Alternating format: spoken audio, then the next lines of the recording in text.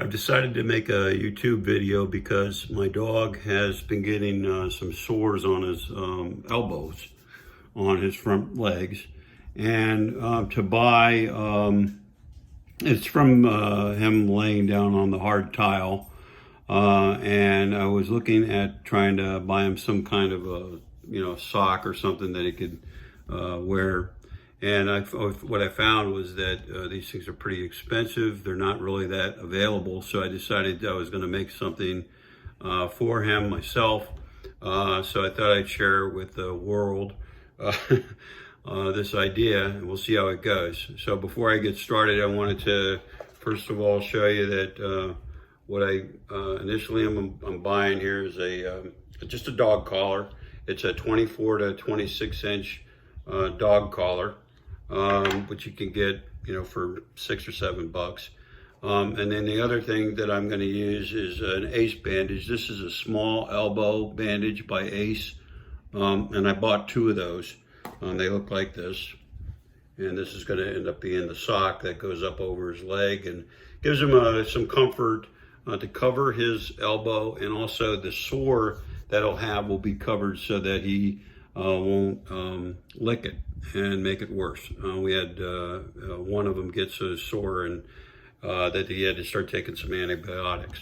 So what I'm planning on doing is, if you measure from the dog's middle of his neck down to his elbow, that's really the length that you want the collar.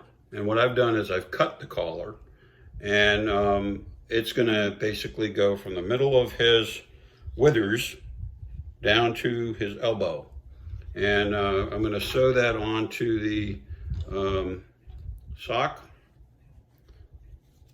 like this. And basically I'm going to do that on both sides. And then this thing will just kind of sit over his neck, and he'll have this and they won't fall off. So we'll give that a try. I'm going to do a little sewing. Okay, so I finished doing the sewing. Basically just sewed this piece onto the Ace bandage. Again, you need to measure the from the basically from his elbow to the middle of his withers, which is the middle of his neck or the middle of his back, and make sure that you've got enough material.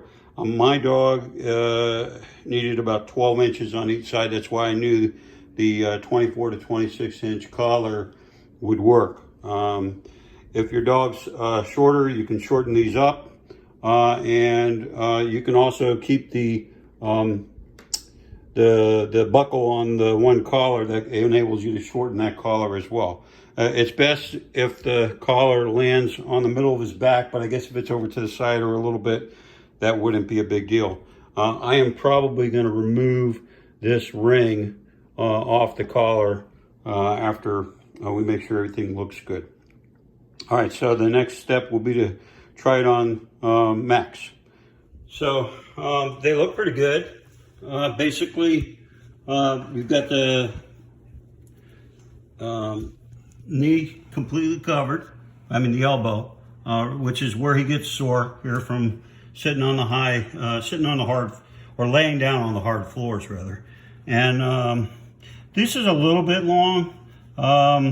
So, I mean, basically I may shorten it up by cutting it or something like that. We'll see how he gets around with it. And then, the other side, same thing. It just covers up that sore so that he can't get to it. Sorry. And it just buckles right here.